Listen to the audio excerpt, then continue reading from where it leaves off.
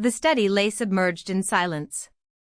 Not the comfortable quiet of peaceful solitude, but something heavier, a thick, suffocating stillness that pressed against the walls like a living thing.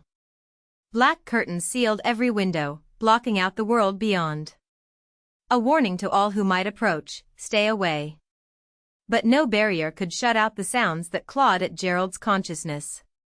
The rapid footsteps of servants hurrying across distant courtyards.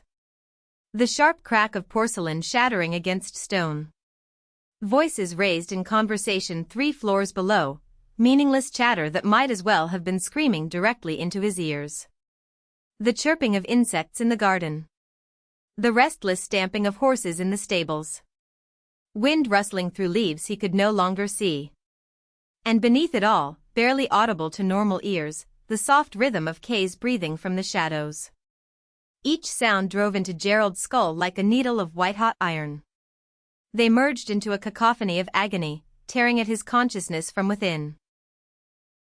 The headache rolled through him in waves, cresting, retreating, cresting again with renewed fury.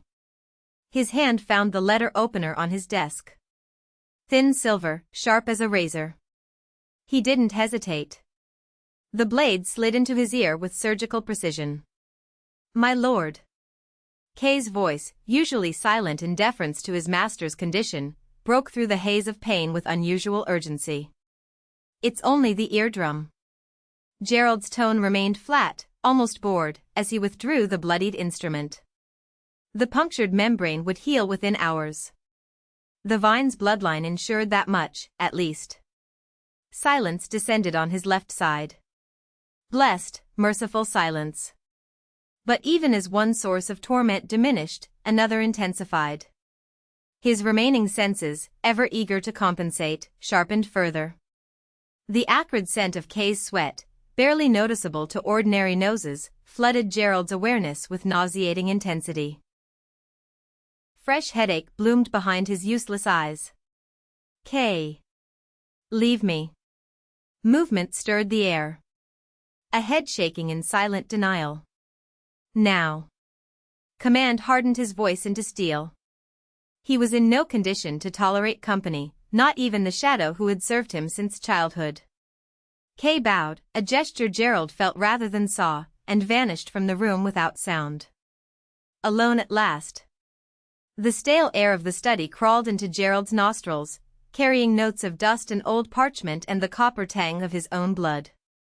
Nausea churned in his stomach. He stopped breathing, holding his lungs still through sheer force of will. Damn it all. The curse escaped through clenched teeth.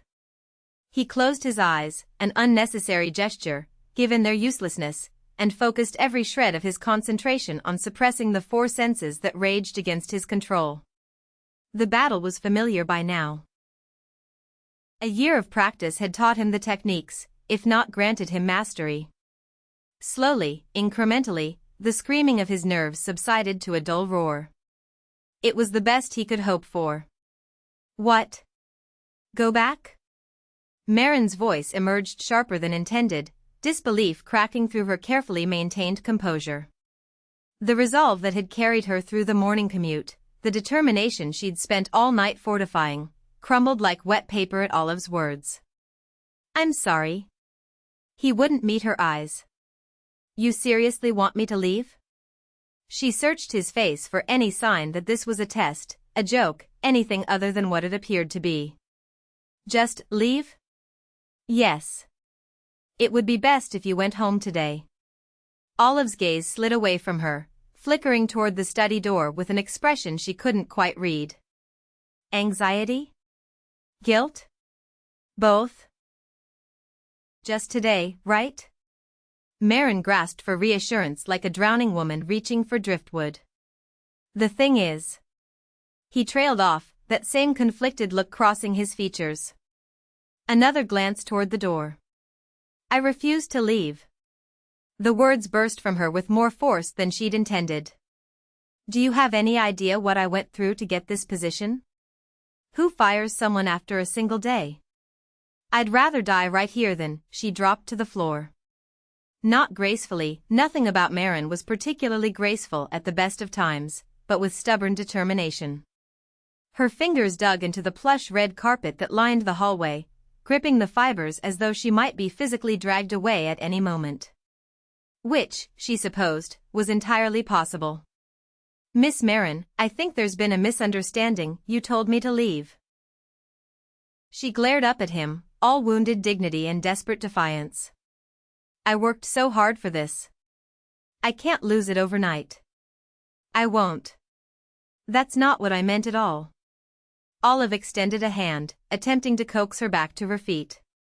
His expression had shifted from anxiety to something closer to dismay. "Perhaps we should discuss this elsewhere, somewhere more private." His attention snapped toward the study door again, and this time Marin understood why. A voice emerged from within. Low, cold, heavy as frozen iron. "Enter." Marin's eyes went wide. Olive's face confirmed her worst suspicions. A muscle twitched in his jaw, and he drew a long, measured breath, the kind of breath one takes before walking into a situation they know will be unpleasant. "Come along, then." He sighed, resignation coloring his tone. "Let's go in." Marin scrambled upright, her earlier defiance evaporating like morning dew. She felt suddenly, acutely aware of how ridiculous she must have looked, a grown woman throwing herself onto the floor like a child denied a sweet. Olive lit a candle from the wall sconce and pushed open the study door. Warm light spilled into the darkness beyond, barely making a dent in the oppressive shadow. Marin followed close on his heels, using his body as a shield between herself and whatever awaited within. Her instincts screamed warnings with every step, urging her to turn back, to flee, to get as far from this place as her legs could carry her. She kept walking. She stopped dead. Olive continued forward, his back receding into the gloom, but Marin's feet had rooted themselves to the carpet. Something was wrong. Something beyond the obvious wrongness of entering a pitch-dark room to face an employer who might or might not want her dead. The air itself felt different from yesterday. She swept her gaze across the study, cataloging details with mounting dread. The same black curtains sealing every window. The same mahogany desk, massive and imposing. The same thick red carpet beneath her feet. The same overwhelming presence emanating from the shadows where the Duke waited, unseen. Nothing had changed. And yet everything had. The stale atmosphere, unventilated and heavy with dust, carried something else beneath its mustiness. Something faint but unmistakable. Marin's stomach lurched. The scent triggered something deep and primal, memories she'd spent months trying to bury clawing their way to the surface. The neighing of terrified horses. Dust thick enough to choke on. Crimson droplets falling before her eyes, spattering against, dizziness swept through her in a nauseating wave. Her vision blurred at the edges. For one terrible moment, she was certain she would faint right there on the Duke's carpet, proving herself utterly useless before her second day had properly begun. She clenched her hands into fists, driving her nails into her palms.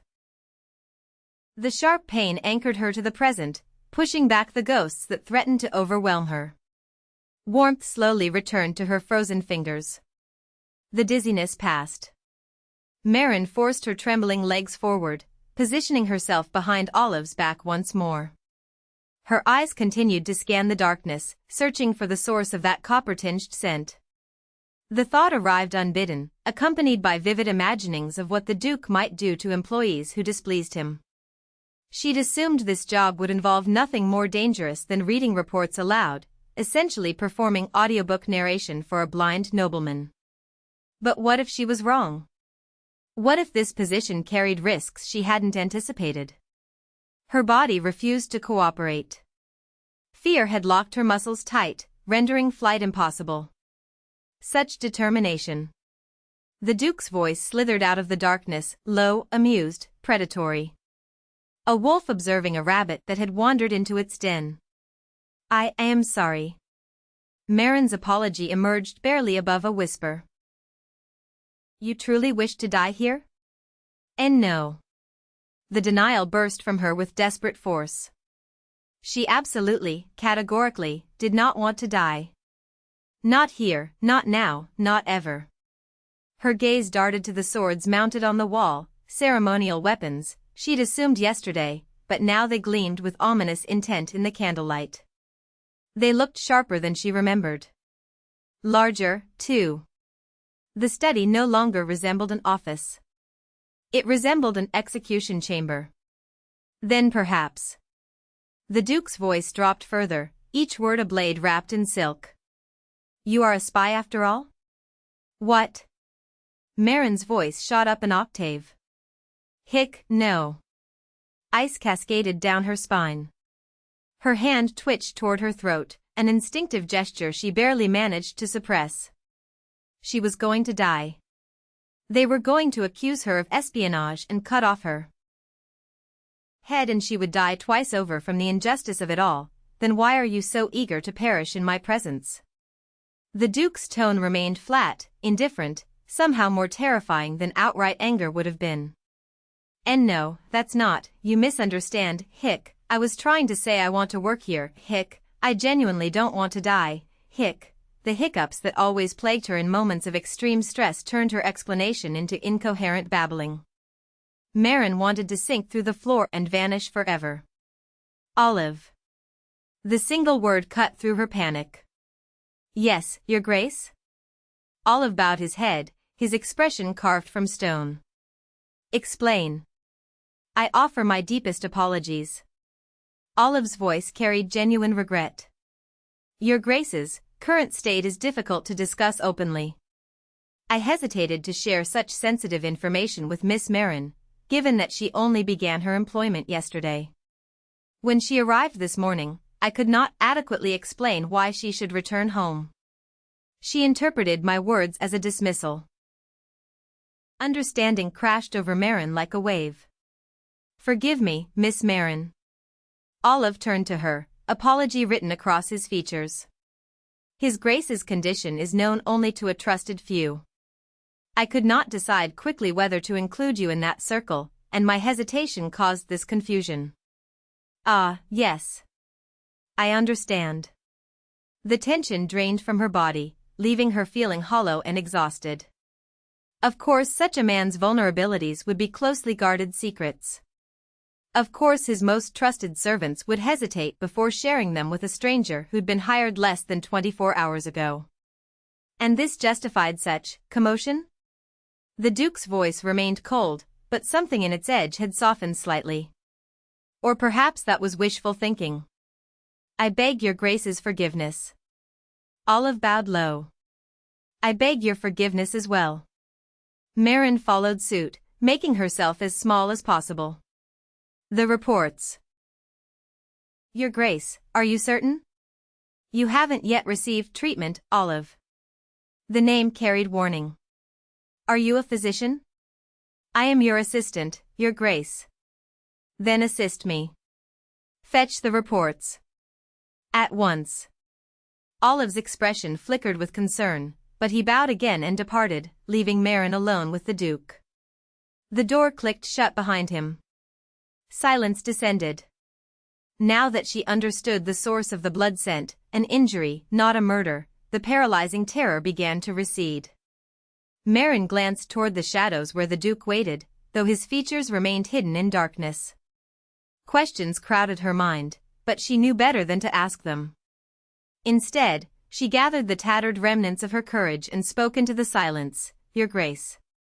No response. I truly am not a spy. She squeezed her eyes shut, bracing for whatever reaction might come. Has any spy in history, the Duke replied, confessed their profession by saying, yes, I am a spy? Something that might have been amusement lurked beneath the words. Marin blinked. Was he joking with her?